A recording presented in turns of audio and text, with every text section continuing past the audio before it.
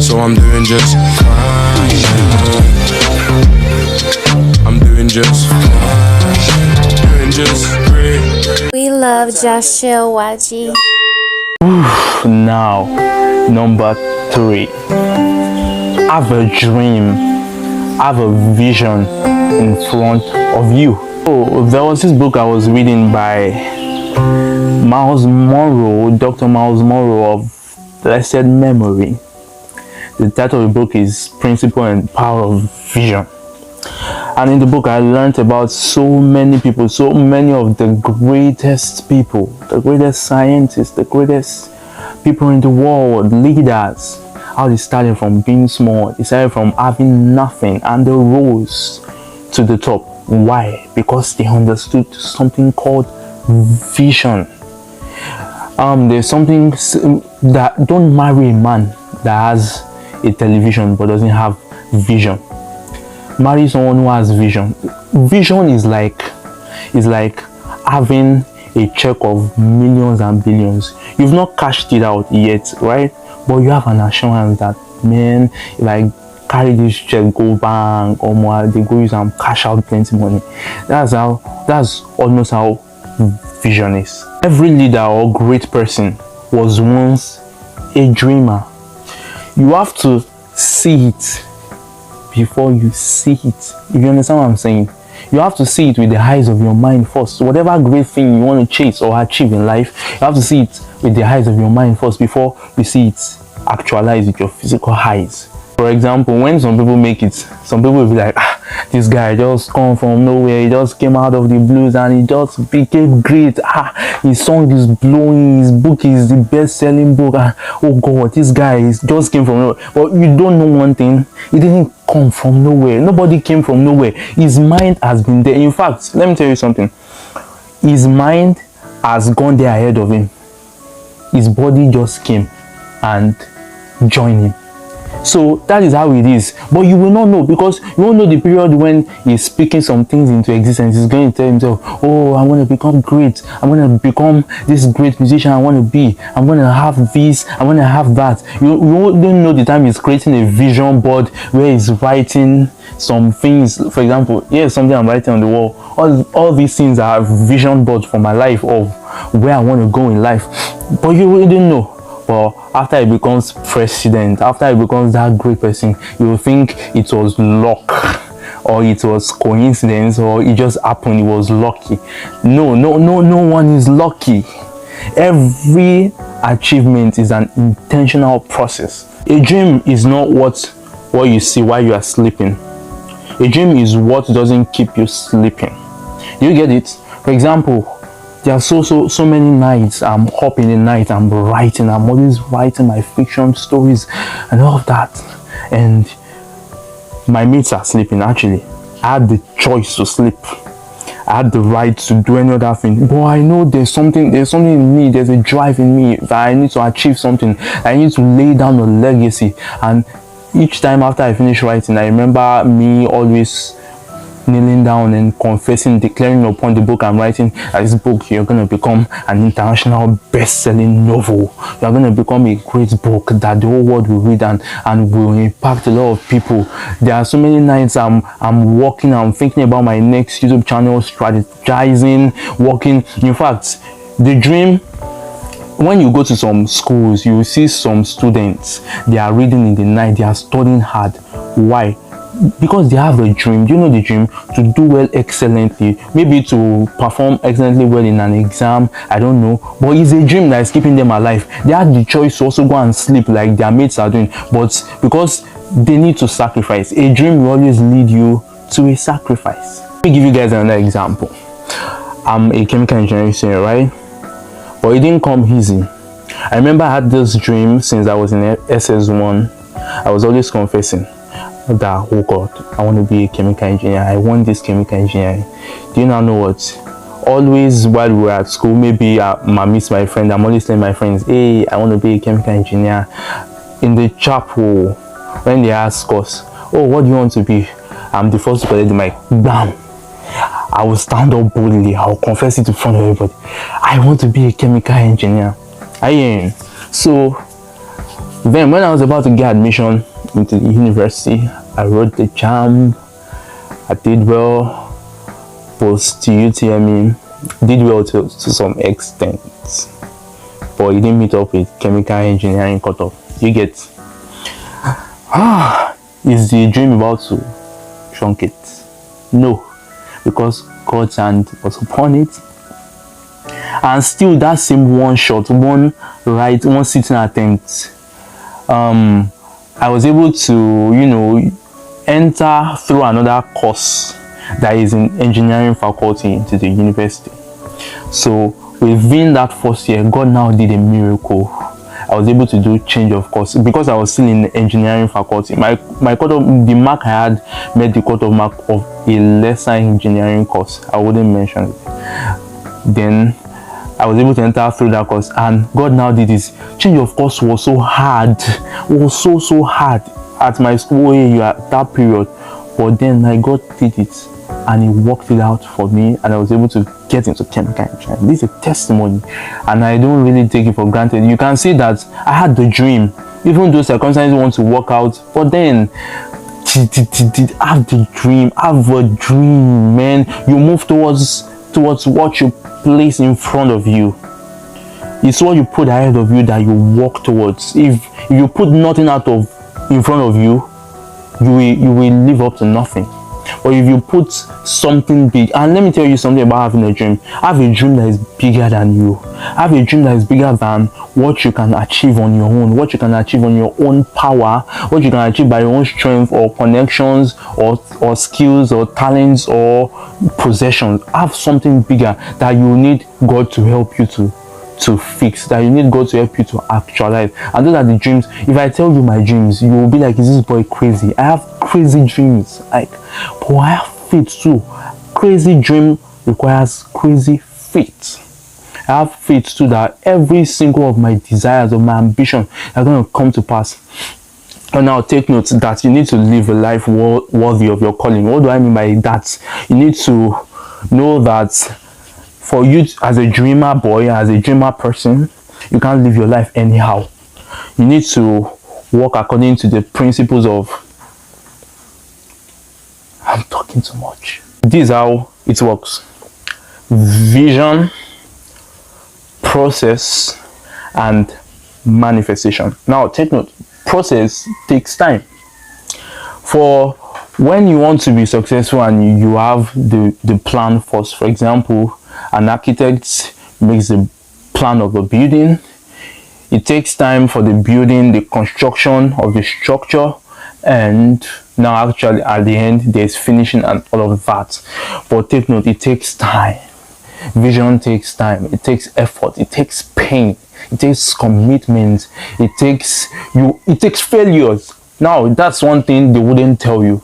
Success requires failures. Before you reach the successful place you want to be, you would fail several times. I wouldn't tell you the amount of times I've failed in things.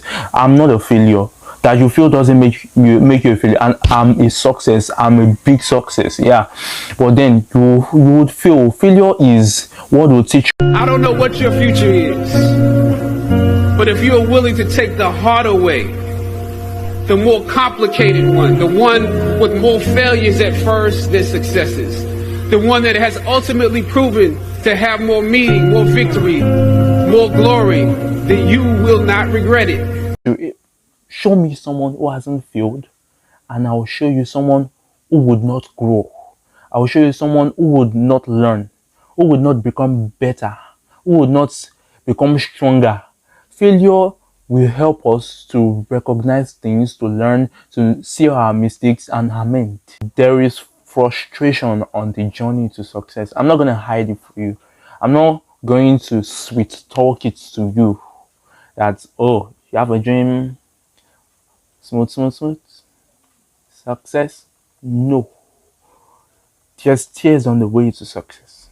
If your success, the success that you are seeking is worthwhile, if it's not a dream of all those small dreams, you want to become one, the usual, become famous and rich and die and live a useless life. You want to make impact in the world, for real, to be successful takes a lot. But then I can't even start talking about all those I've crossed being a YouTuber, all the stresses, the challenges, being in Nigeria, being a Nigerian.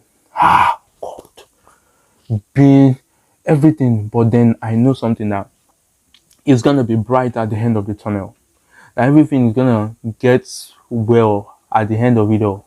So let's be comforted, have a dream, have a vision in front of you, and believe that with time your vision is going to come to pass. So next up online is be impactful to others. Love, teach, and inspire people. No matter what there was an inspiration that came to me yesterday, that knowledge that is not applied, that is not transferred to others, and that is not used to solve the problems of the society is useless. It's completely useless. And it is compared to having a lot of money in your bank account and not spending it at all at all. You have plenty of money and the person died without spending money. That's how it is. So far, I have been a classroom teacher for about 3 years now. First year was before I got admission to the university. My university delayed before I got the admission. And now, even after getting admission, I've not even used 1 month. They sent us back home because of the coronavirus, that period in 2019 or 2020 thereabouts. And for about a year again, we are at home, and I went up to continue being a classroom teacher. And after that time, now this is ASU strike period. This is year 2022. We went to school, and February there was strike and we were sent home. And ever since then, up to this moment is August. I'm dropping all these references because I know I will be watching this video in the future. You might be watching this from the nearest future, and you'll be like, so that makes it going to 3 years now. Now, I can't just tell you how much of genuine happiness there is in blessing others. There is in being in being someone who pours out to people. God is so blessed to be someone who teaches, who pours out value to the lives of other people. In the aspect of being impactful to people, I'll talk about giving. Aside from just giving money, giving all other tangible things, let's talk about giving your words. Your words your words are beautiful gifts that you can give to people. As in, with your words, you can bless someone's day, you can make someone's day by just your words, by complimenting people. You look good, you're beautiful. Oh, how are you doing? You're looking so nice today. You're encouraging your friends that have crafts, that have businesses, small businesses. You are encouraging them by purchasing what they are selling, by purchasing their services, and by telling them, oh, Shade, well done. I see you doing this. You are working hard on your podcast show. Shade, you are really doing well. I watched it yesterday and I was so blessed. Do you know how it fills someone's heart with so much joy? So much joy that even money cannot even give. And I value my relationships a lot. There are so many times that this friend that we're always chatting, always talking, I'll just be like, hey, I really value our relationship and I wouldn't take the relationship for granted. You are a beautiful person, you are handsome, you are great, and you have a great future ahead of you, and you are just a great person. And the person will be like, wow, Josh, you can't believe how much of how great that message you sent to me has been. I was having a bad day, and thank you so much for that message. It comforts me, and all of that. All these little things make impact. Give to people, give to the hungry, and don't just give to people who will pay you something in return. The blessings that the giving that carries the biggest blessings, they are the ones you do for people who that they cannot repay you. They are the ones you do for people that they don't have the capacity to repay your gesture. So all these things I'm saying, I don't want to be talking examples for me, because see, all these things should be done secretly. Do all these things without other people knowing. it has rewards. Every act of giving is noted by God, especially in this Nigeria. The economy is so bad. Everything is so God clumsy and all of that. The margin between the rich and the poor is widening day by day. The rich are getting richer and the poor, they are getting more and more impoverished. So we should learn to be kind. Don't just absorb all the money in this world to your bank account and keep it to yourself and be selfish and take care of your family, and families are out there dying of hunger. Be giving, be good, be kind, have compassion in your heart. It's when you have compassion in your heart that you wouldn't have 300k in your account and that DBC will come knocking on your door. Please, my family and I have not eaten. I don't have money, because someone lack for me. And you will lie, and it's lack of kindness. It's not only stinginess, it's lack of kindness. Like I said, put a smile on other people's face. You see, if this world is a world whereby everybody is concerned about making other people happy, God, this world will be paradise. Like everybody wants to make me happy, and I also desire to make others happy through my good gesture, my goodness, my benevolence. I'm not selfish, I'm not self-centered, and I always love to put people first. This world, and everybody's like that, this world will be heaven on earth, man. Lack of love that makes people rip other people off, that make all these Yahoo boys and fraudsters your hard-earned money, the money that someone else worked his whole life for, and in a day they think you'll just rip the person off from that money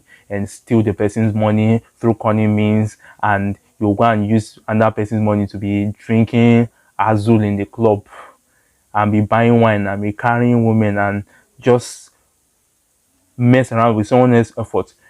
See, you cannot build your own house by destroying someone else's house. Like, that's what I believe in. People who are doing all these things, they will reap grievous consequences later. It may look like they're having fun at the moment. So if you are doing it, I implore you to please stop, repent, and make restitution of it.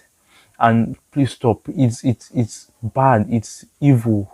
And it's part of this lack of love that makes people to just kill themselves. All this kidnapping, terrorism, all these bad things. People don't put other people in their hearts.